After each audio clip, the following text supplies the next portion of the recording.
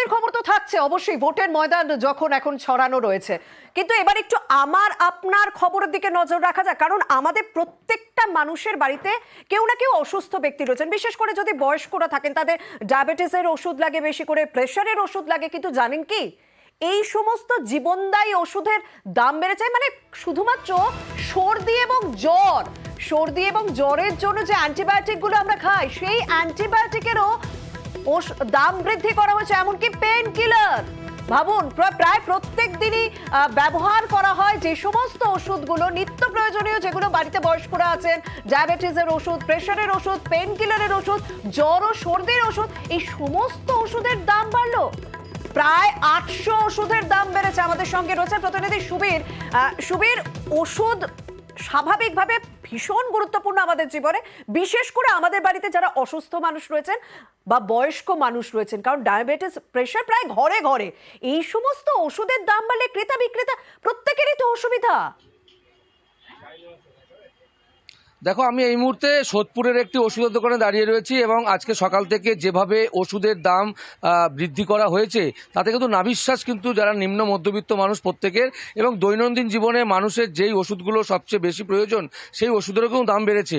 আমি যেই ওষুধের দোকানে দাঁড়িয়েছি, আমি একটু কথা বলবো তার সাথে। বলছি যে এই যে ওষুধের দাম যে বেড়েছে, এই ওষুধের দাম বাড়ার ফলে কতটা অসুবিধা হচ্ছে? সাধারণ মানুষ, বিশেষ করে নিম্ন মধ্যবিত্ত যারা, তাদের সত্যিই খুব অসুবিধা হচ্ছে। একটা ওষুধ শুধু প্রেশার সুগার ওষুধ নয়, অ্যান্টিবায়োটিক ক্ষেত্রেও দাম বাড়ছে, ভিটামিন কিছু দাম বাড়ছে, যেগুলো দাম কম রাখা যায়।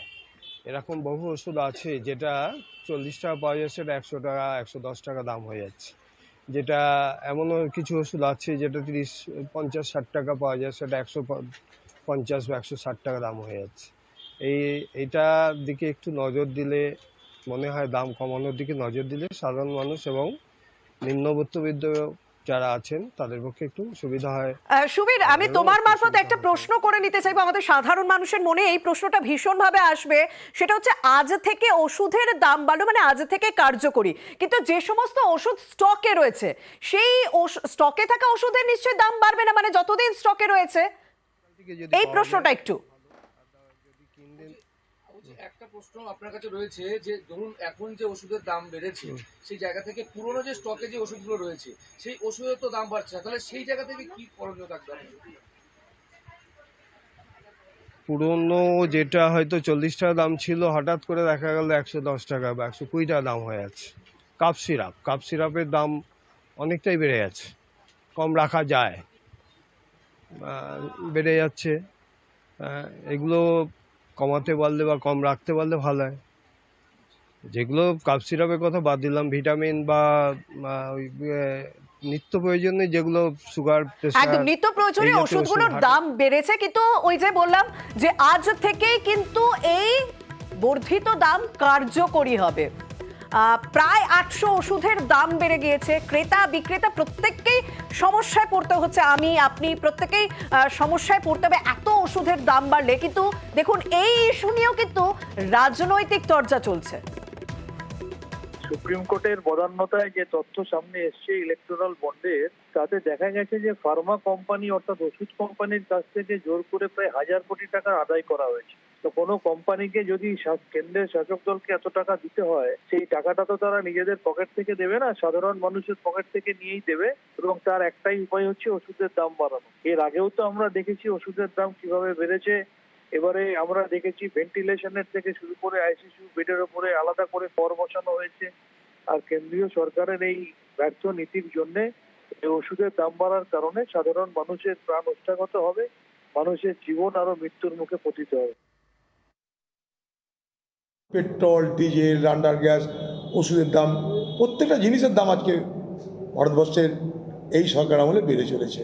মানুষের খরচ করার ক্ষমতাটা কমে যাচ্ছে, টাকা জমানো করার ক্ষমতা মানুষের কমে যাচ্ছে, ওষুধের দাম বাড়ছে।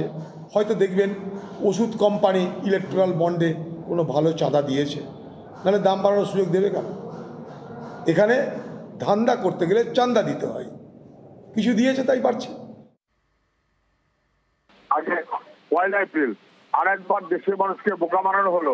আমি এর আগে বলছিলাম ওষুধের দাম মানুষের জীবনদায়ী, 800 ওষুধের দাম আজকে বাড়ানো হয়েছে। তখন মানুষ হয়তো ভাবছিলেন যে আমরা ঠিক বলছি কিনা, মানুষ নিজের জীবন দিয়ে বুঝতে পারছেন ওষুধের কোম্পানির থেকে টাকা নিচ্ছে ইলেকট্রাল বন্ডে বিজেপি আর তৃণমূল।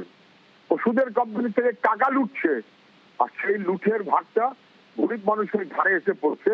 ওষুধ কোম্পানির থেকে টাকা নিয়েছে, লুট করেছে বিজেপি আর তৃণমূল। মানুষ নিজের জীবনের স্বার্থে বিজেপি তৃণমূলকে পরিত্যাগ করবে, না করলে মানুষের বিপদ বাড়বে। ইন্টেলেকচুয়াল প্রপার্টি রাইট বলে একটা আইন আছে আমাদের দেশে। কত শতাংশ ওষুধ তৈরি কত এখন পর্যন্ত আমরা করতে পেরেছি? স্বাধীনতার পর থেকে ভারতবর্ষ শুধু তো আমদানি করেছে, রপ্তানি কি করতে পারে? আমরা কত ইনগ্রেডিয়েন্ট জীবনদায়ী ওষুধের আমরা চায়না থেকে কিনি, কত ওষুধ তৈরি করবার অন্যান্য সামগ্রী আমাদের জার্মানি থেকে কিনতে হয়। আজকে সারা পৃথিবী জুড়ে মূল্য বৃদ্ধি হয়েছে, বাধ্য হয়ে দাম বাড়াতে হয়েছে এবং অদূর ভবিষ্যতে এই দাম কমবে।